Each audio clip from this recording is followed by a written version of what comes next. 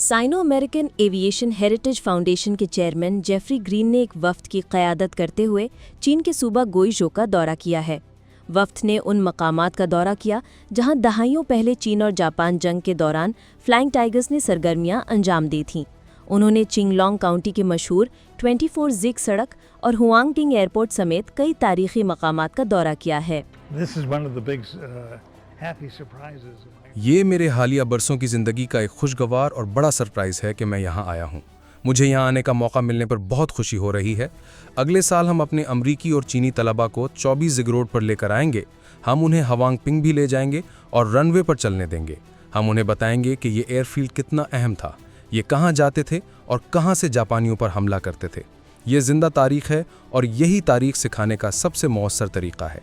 हमारे पास जंग अजीम दोम की 2 बेहतरीन और महफूज यादें यही मौजूद हैं। फ्लाइंग टाइगर्स दरअसल जंग अजीम दोम के दौरान चीनी फ़ज़ाइया के तहत कायम करदा अमरीकी रज़ाकार ग्रुप का नाम था। ये ग्रुप 1941 में अमरीकी जनरल क्लेयर ली चिनॉट ने तश्कील दिया था। 2022 में फाउंडेशन ने Flying Tigers friendship schools and youth leadership programme शुरू किया, जिसका मकसद चीनी और अमरीकी तलबा को फ्लाइंग टाइगर्स की तारीख से रोशनास कराना और इसे बाहम बांटना था।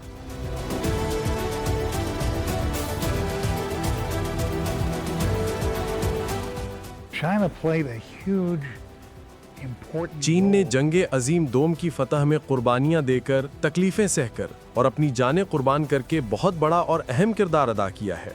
हम यही सबक अमरीकी बच्चों को सिखा रहे हैं और चीनी बच्चों को याद दिला रहे हैं। जब हमारे अमरीकी बच्चे वापस जाएंगे तो उनके पास ऐसी बातें होंगी जो शायद किसी और अमरीकी बच्चे को मालूम ना हो। वो अपने वालिदैन को इस दोस्ती के बारे में बताएंगे और उन चीनी दोस्तों के बारे में जिनसे वो मिले हैं। वो ये सब बातें अपने दोस्तों को भी सुनाएंगे। बतौर तारीखी सबक सबसे अहम बात यह है कि जंग अजीम दोम में जब अमेरिका और चीन ने मिलकर जापानियों को शिकस्त दी तो साबित हुआ कि अगर हम एक साथ काम करें तो कामयाब हो सकते हैं।